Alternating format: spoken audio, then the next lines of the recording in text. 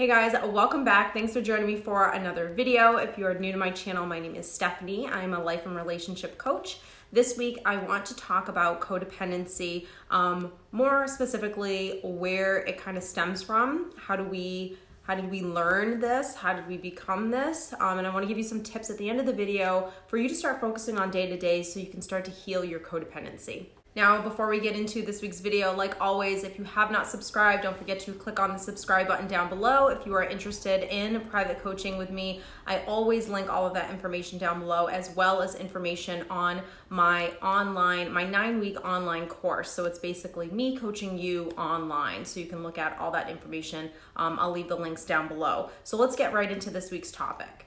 So what is codependency? Codependency is basically putting someone else's needs and wants and desires and thoughts and feelings ahead of your own, in a nutshell.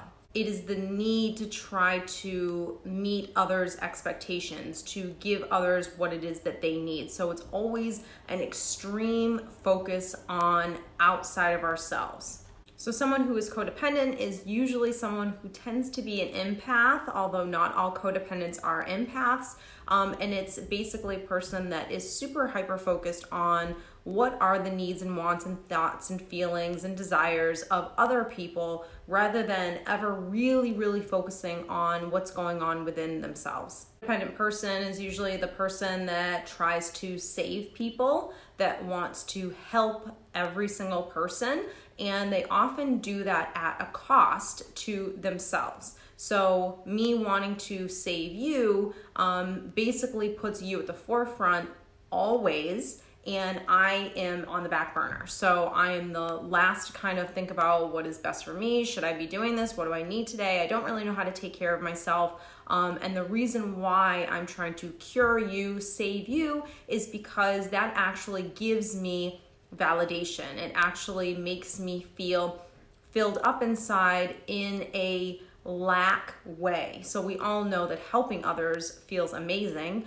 but when we're not filled up ourselves, when we don't know how to do that ourselves, or when we're not good to go and we're helping others and we're not in a space to do it, or we're doing it for the wrong reasons, quite frankly, then it becomes a different feeling. It becomes more of, I need this in order to live, versus I feel amazing while I'm doing it because I'm in such a good space myself that I want to help other people.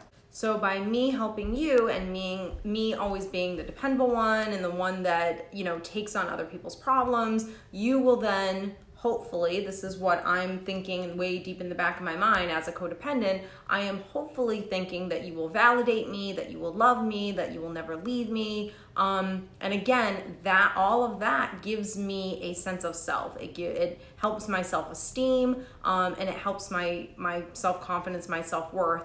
But again, it's coming from a lack place. So it's never really going to make you feel like you have high self-esteem or confidence or love within yourself, because you're giving these things for the wrong reasons. It's very much like a narcissist. A narcissist is a taker, so they can take, so they can then feel good inside, whereas a codependent is a giver, and they give so they can feel good inside. But again, both things are done on unhealthy levels, because both people have extreme low self-esteem and lack within themselves that they're trying to fill internal voids, versus someone who is very healthy and good to go and filled up and good in their own life and gives because, they're so filled up that they can just give and they want to give. They're in a good space to give, not giving to get and not taking to get. Oftentimes, a lot of codependent people have a real problem with shame and a real problem with not feeling worthy, not feeling good enough, not feeling like they deserve happiness, that they deserve love, that they deserve a great relationship, that they deserve that job that they want. So again, that low self-esteem, that low confidence really plays a factor in someone who is codependent. So that sense of kind of feeling needed really gives them gratitude. So oftentimes codependent people feel like they're responsible for other people's happinesses, So if you're not happy, I need to make you happy, because if you're not happy, then I'm not happy. It's that kind of mentality. They usually have an extremely hard time with saying no. They have a hard time with putting their own needs ahead of someone else's. They tend to be a pushover. They tend to kind of go with the flow until the point of not being able to take it anymore, and then they kind of explode. So they always hide their true thoughts, their real feelings, because they never want to rock the boat. And like I said, they suppress and they suppress. Then all of a sudden one day they kind of just, either they're going to unleash and react very irrationally all of a sudden, or get very upset for no apparent reason because they've been suppressing a lot of what they're feeling, which then causes resentment either within themselves or towards the other person, which really what they're doing is they're just projecting their own unhappiness onto the other person, because they're not speaking their own truth. They're not saying what they think and how they feel. Or they could just really suppress it forever, never really unleash at all, and become depressed. So the need to want to save others so much, where you put others always at the forefront, it hurts two people. It hurts yourself, because obviously you're never actually owning what it is that you need and how you feel and being able to speak your truth. So you're suppressing that part of yourself, which is gonna manifest in some way, like I said, whether it's depression or sadness or frustration and anger and resentment. And it also doesn't help the person that you're supposed to be saving or helping, because really what you're trying to do is fix other people's problems and not let people come to those conclusions themselves. You're not letting people stand on their own 2 feet and fall, or accept that not everyone wants help and everyone's on a different journey. So you being able to kind of relinquish control over everything is really something that codependents struggle with. And I'll get into the control aspect in a minute. So now codependency most often is rooted in our childhood, like everything else, thanks mom and dad, or thanks whoever raised us. So if you grew up in a home where emotions and feelings and being honest was something that was not something that really happened in your day-to-day life, that you were either shamed for how you felt or punished for how you felt, or quite frankly, didn't get the things that you needed growing up, which most oftentimes children don't really know. A child at 4 years old, 5 years old, 7 years old is not going to be able to know, hey, I really need this from you, mom and dad. But later on in life, they kind of realize, wow, that's something that I really wish my mom and dad would have done for me. Sometimes a child will absolutely know, depending on the age of the child, what it is that they need. But if they've been programmed already from the start of their life to where they are now, they may not be that in tune with themselves to be able to really know what it is that they need, or know what they want. Because they have learned to suppress that part of themselves, because they have already established in their mind that either there's something wrong with themselves and that's the reason why they're not getting it, or they don't know any different, quite frankly. So when you're a child and you're not getting what you need emotionally, and that is just repeated time and time again, you are going to form a wound, and you're going to form the I'm not enough. Really, that's what it is. So what I think, what I feel, what I need, I'm not getting, there must be something wrong with me, I'm not enough, I'm not worthy. And that reinforced time and time again really jeopardizes a child's self-esteem. So there's two things that kind of happen that form this codependency. Either the child lives in a household where, and again, you can really kind of go either way. You could really go into like a narcissistic tendency with this, or you can go into a codependent tendency with this. But one or both of the parents, like I said, we're not giving the child what they need emotionally. And if the child is expected to live up to a certain standard that they're not able to meet or exceed at whatever age, maybe even consistently over the course of their childhood, again, that's going to form the I'm not enough. It's going to enforce low self-esteem and low self-worth, because they're never going to feel good enough, because nothing is ever good enough, because you're always wanting more from me.